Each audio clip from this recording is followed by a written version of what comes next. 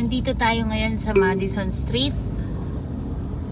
Ituturo ko ngayon sa inyo, samahan nyo ako, ilang minutes ang biyahe from Light to Residences. Yan. For turnover to 2026. Ilang minutes bago makarating sa BGC. Okay? So, ito yung ating rota. So, ang daan niya sa likod ng EDSA, yan, Madison Street.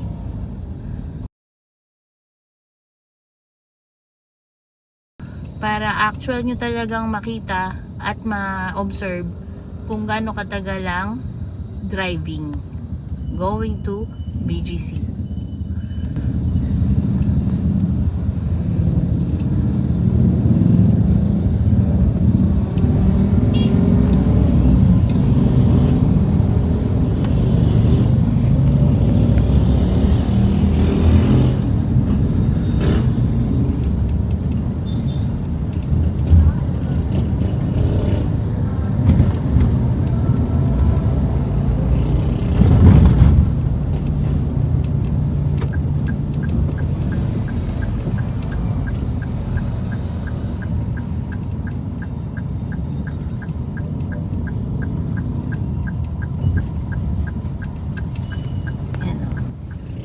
So, itong Light to Residence ko napansin nyo, nasa business district siya ng Mandaluyong City. Yan. Okay.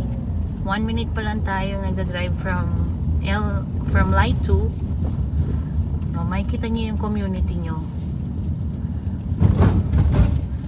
Yan. May KFC. Yan, kompleto restaurants.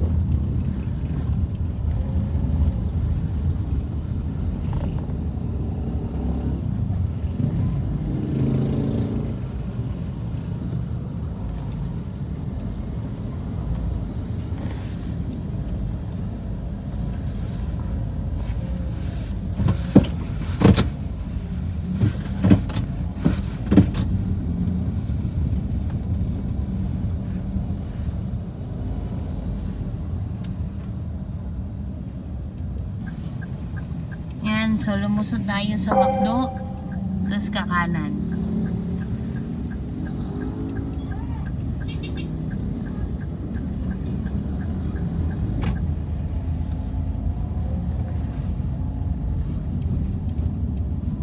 You can check also sa Waze, sa Google Maps, kung anong way tong aking tinahak.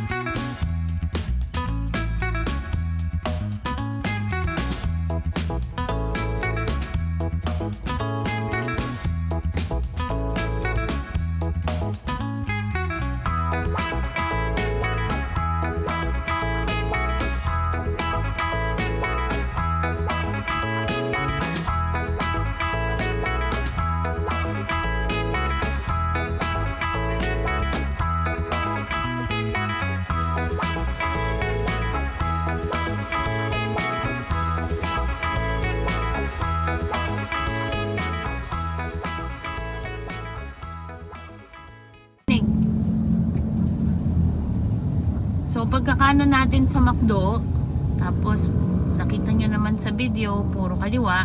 Yan na, meron ditong bagong daan that will connect us to BGC. Yan.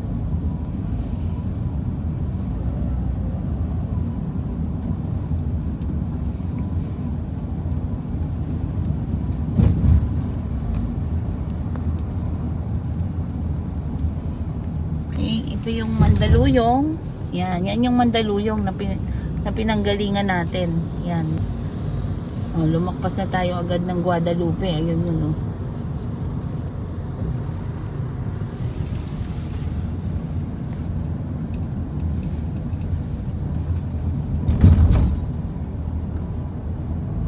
So, diretso lang tong bagong daan na to.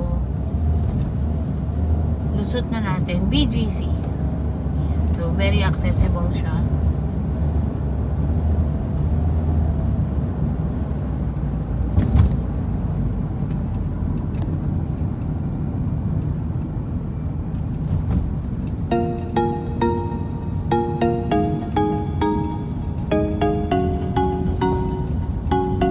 Alright.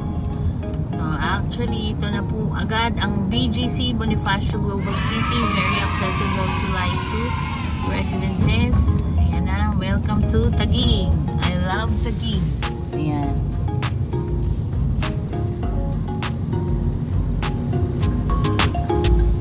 So, it's like 5 to 10 minutes lang po ang drive